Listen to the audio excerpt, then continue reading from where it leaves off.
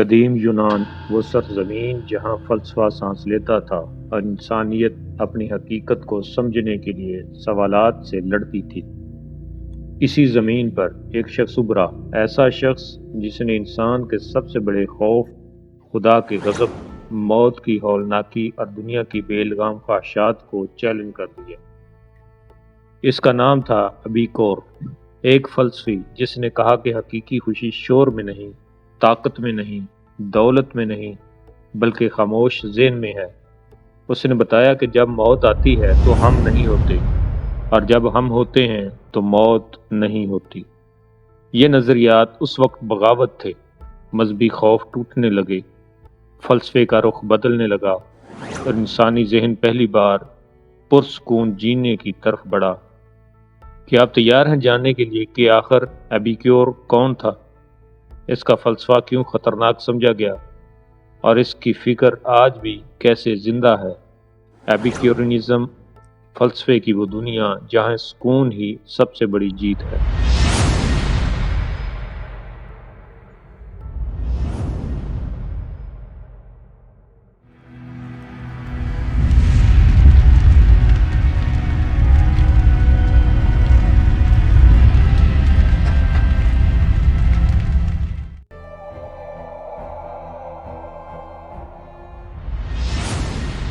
ایپیکورینزم یا ایپیکورزم فلسفہ کا ایک مکتب ہے جو 307 قبل مسیح میں قائم ہوا اور ایک قدیم یونانی فلسفی ایپیکورس کی تعلیمات پر مبنی ہے۔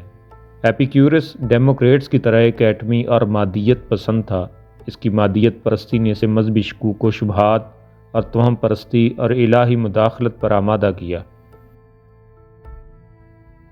ایپیکورینزم اصل میں افلاطونیت کے لیے ایک چیلنج تھا، اور اس کا بنیادی مخالف بعد میں سٹوئکزم بن گیا۔ ایپیکورس کا خیال تھا کہ دنیا کے کاموں کے علم اور خواہشات کو محدود کرنے کے ذریعے اٹاراکسیا یعنی سکون اور خوف سے آزادی، اور اپونیا یعنی جسمانی درد کی عدم موجودگی کی حالت میں معمولی پائیدار خوشی حاصل کرنا سب سے بڑی بھلائی ہے۔ اسی طرح ایپیکورس اور اس کے پیروکاروں نے عام طور پر سیاست سے کنارہ کشی اختیار کر لی، کیونکہ اس سے مایوسی اور عزائم پیدا ہو سکتے ہیں جو ان کی نیکی اور ذہنی سکون کے حصول سے متصادم ہو سکتے ہیں۔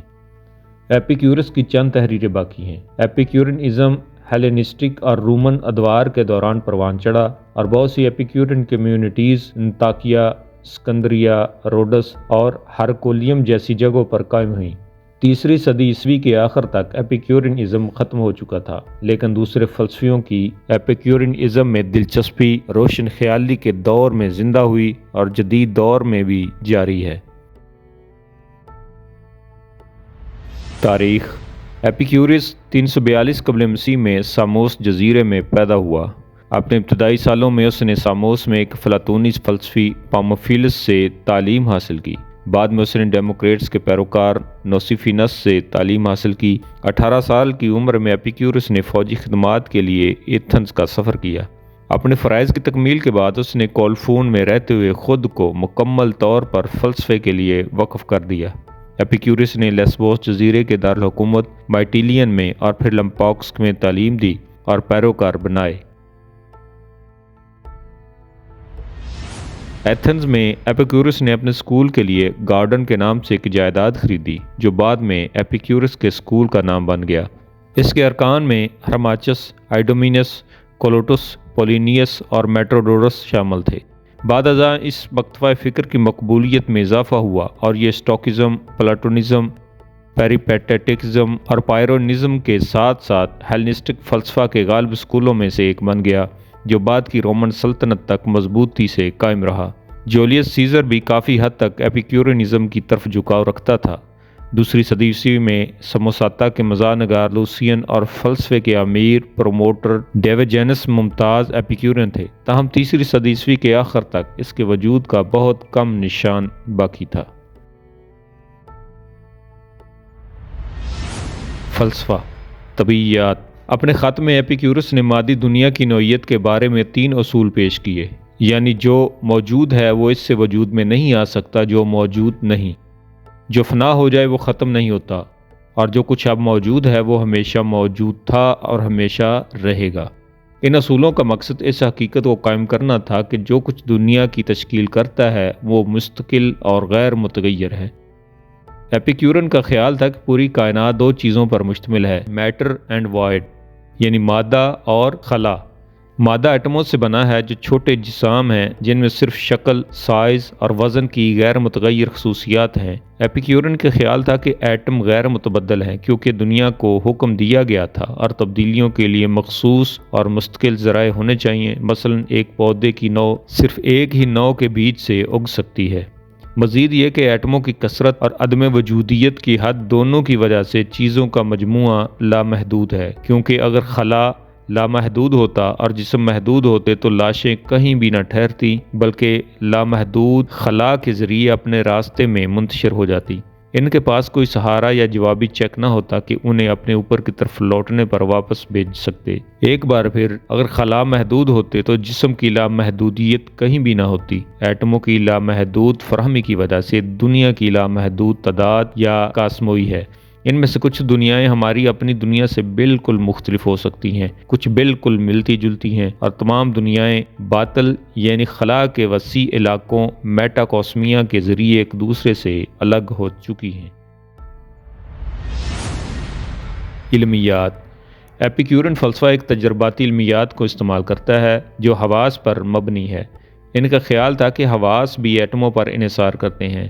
ہر شے مسلسل اپنے آپ سے ذرات خارج کر رہی ہے جو پھر مشاہدہ کرنے والے کے ساتھ تعامل کرتی ہے۔ تمام حواس جیسے کہ نظر، بو یا آواز ان ذرات پر انحصار کرتی ہے، جبکہ خارج ہونے والے ایٹموں میں وہ خصوصیات نہیں تھیں جو حواس کو محسوس ہو رہی تھیں، لیکن جس طریقے سے ان کا اخراج ہوتا ہے اس سے مشاہدہ کرنے والے کو ان احساسات کا سامنا کرنا پڑتا تھا۔ مثلا سرخ ذرات خود سرخ نہیں ہوتے تھے بلکہ اس انداز میں خارج ہوتے تھے کہ دیکھنے والے کو سرخ رنگ کا تجربہ ہوتا تھا۔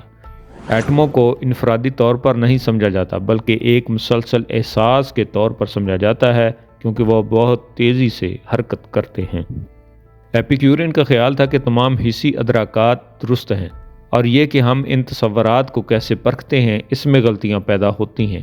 جب ہم چیزوں کے بارے میں فیصلہ کرتے ہیں تو ان کی مزید حسی معلومات کے ذریعے تصدیق اور درستی کی جا سکتی ہے۔ مثال کے طور پر اگر کوئی دور سے کوئی ایسا ٹاور دیکھے جو گول دکھائی دیتا ہے اور ٹاور کے قریب پہنچ کر وہ دیکھے کہ یہ اصل میں مربع شکل کا ہے تو وہ سمجھ جائیں گے کہ ان کا اصل فیصلہ غلط تھا اور وہ اپنی غلط رائے کو درست کر لیتے ہیں۔ سچائی کا معیار۔ ایپیکیورس کے بارے میں کہا جاتا ہے کہ انہوں نے سچائی کے 3 معیارات تجویز کیے ہیں، چونکہ ایپیکیورین کا خیال تھا کہ احساسات دھوکہ نہیں دے سکتے، اس لیے احساس ایپیکیورین کے لیے سچائی کا پہلا اور بنیادی معیار ہے۔ قابل فہم چیزوں کے بارے میں غلط فیصلے نہ کرنے اور اس کے بجائے اپنے فیصلے کی تصدیق کرنے کے لیے ایپیکیورین کا خیال تھا کہ قریب سے جانچ کر کے قابل فہم چیز کی واضح بصیرت یعنی انرجیا حاصل کرنے کی ضرورت ہے۔ اس نے سمجھی جانے والی چیزوں کے بارے میں اپنے فیصلوں کے جواز کے طور پر کام کیا۔ انرجیا کسی چیز کے احساس کے طور پر بیان کیا جاتا ہے جو فیصلے یا آراء کے ذریعے تبدیل نہیں ہوتا اور اس چیز کا واضح اور براہ راست ادراک ہے۔ ایپیکیورین ازم اپنی خلاقیات کی بنیاد اقدار کے ایک سرداری مجموعے پر رکھتا ہے، وہ ہے خوشی۔ لہذا ایپیکیورس نے اس طرح زندگی گزارنے کی وکالت کی کہ کسی کی زندگی کے دوران ممکنہ حد تک زیادہ سے زیادہ لذت حاصل کی جا سکے، پھر بھی اس طرح کی ضرورت سے زیادہ لذت ہونے کی وجہ سے ہونے والی تکلیف سے بچنے کے لیے اعتدال کے ساتھ ایسا کرنا چاہیے۔ ایپیکیورس نے پرجوش محبت کے خلاف فعال طور پر سفارش کی اور شادی سے مکمل طور پر گریز کرنا ہی بہتر سمجھا۔ اس نے تفریحی جنسی تعلقات کو ایک فطری لیکن ضروری نہیں خواہش کے طور پر دیکھا جس سے عام طور پر گریز کیا جانا چاہیے، کیونکہ سیاسی زندگی ایسی خواہشات کو جنم دے سکتی ہے جو نیکی اور ذہنی سکون کو متاثر کر سکتی ہے، جیسے کہ اقتدار کی ہوس یا شہرت کی خواہش۔ اس لیے سیاست میں شرکت کی حوصلہ شکنی کی گئی۔ مزید برآں ایپیکیورس نے دیوتاؤں اور موت کے خوف کو ختم کرنے کی کوشش کی، یہ دیکھتے ہوئے کہ یہ 2 خوف ہی زندگی میں جھگڑے کی بڑی وجہ ہیں۔ خوشی۔ لذت سے ہمارا مطلب ہے جسم میں درد کا اور روح میں مصیبت کا نہ ہونا۔ ایپیکیورس نے خوشی کو 2 وسیع اقسام میں تقسیم کیا: جسم کی لذتیں اور دماغ کی لذتیں۔ جسم کی لذت میں جسم کی حسیات شامل ہوتی ہیں، جیسے لذیذ کھانا کھانے کا عمل یا درد سے پاک سکون کی حالت میں ہونا، اور یہ صرف حال ہی میں موجود ہے۔ دماغ کی لذتوں میں ذہنی عمل اور حالتیں شامل ہوتی ہیں، خوف سے جذبات، خوشی کے جذبات، خوف کی کمی اور خوشگوار یادیں، یہ سب دماغ کی خوشیوں کی مثالیں ہیں۔ دماغ کی یہ لذتیں نہ صرف حال میں ہوتی ہیں بلکہ ماضی اور مستقبل میں بھی ہوتی ہیں، کیونکہ ماضی کے خوشگوار تجربے کی یاد یا کسی ممکنہ طور پر خوشگوار مستقبل کی امید، دونوں ہی خوشگوار تجربات ہو سکتے ہیں۔ اس کی وجہ سے دماغ کی لذتیں جسم کی لذت سے بڑھ کر سمجھی جاتی ہیں۔ ایپیکیورین خواہشات کو 3 طبقات میں تقسیم کرتے ہیں: فطری اور ضروری، فطری لیکن ضروری نہیں، اور بیکار اور خالی۔ فطری اور ضروری، یہ خواہشات محدود خواہشات ہیں جو تمام انسانوں میں فطری طور پر موجود ہوتی ہیں۔ ان کا ہونا انسانی فطرت کا حصہ ہے۔ یہ 3 وجوہات میں سے کسی ایک کے لیے ضروری ہیں: خوشی کے لیے ضروری، جسمانی تکلیف سے آزادی کے لیے ضروری، اور زندگی کے لیے ضروری۔ لباس اور پناہ گاہ پہلی 2 قسموں سے تعلق رکھتی ہے، جبکہ خوراک جیسی کوئی چیز تیسرے سے تعلق رکھتی ہے۔ فطری لیکن ضروری نہیں، یہ خواہشات انسانوں کی فطری ہوتی ہیں، لیکن ان کی خوشی یا بقا کے لیے انہیں پورا کرنے کی ضرورت نہیں ہے۔ بھوک لگنے پر مزیدار کھانا کھانے کی خواہش فطری لیکن ضروری خواہش کی مثال نہیں ہے۔ ان خواہشات کا بنیادی مسئلہ یہ ہے کہ یہ کسی شخص کی خوشی میں خاطرخواہ اضافہ کرنے میں ناکام رہتی ہیں، اور ساتھ ہی ان کو حاصل کرنے کے لیے کوشش کی بھی ضرورت ہوتی ہے، اور اس غلط عقیدے کی وجہ سے لوگ اس کی خواہش کرتے ہیں کہ وہ در حقیقت ضروری ہیں، اس لیے ان سے بچنا چاہیے۔ بیکار اور خالی خواہشات، یہ خواہشات نہ تو انسانوں کے لیے پیدائشی ہیں اور نہ ہی خوشی یا صحت کے لیے ضروری ہیں۔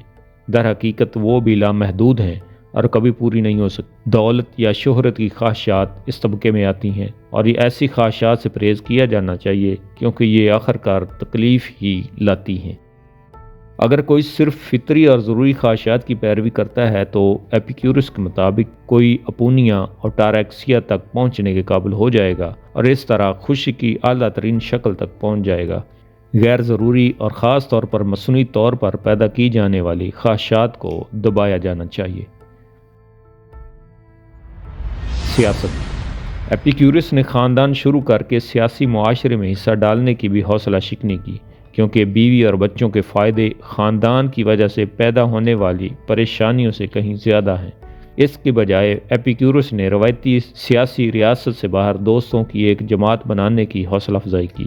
نیک دوستوں کی یہ جماعت داخلی معاملات اور انصاف پر توجہ دے گی۔ تاہم ایپیکیورنزم حالات کے مطابق موافقت پذیر ہے، جیسا کہ سیاست کے لیے ایپیکیورین نقطہ نظر ہے۔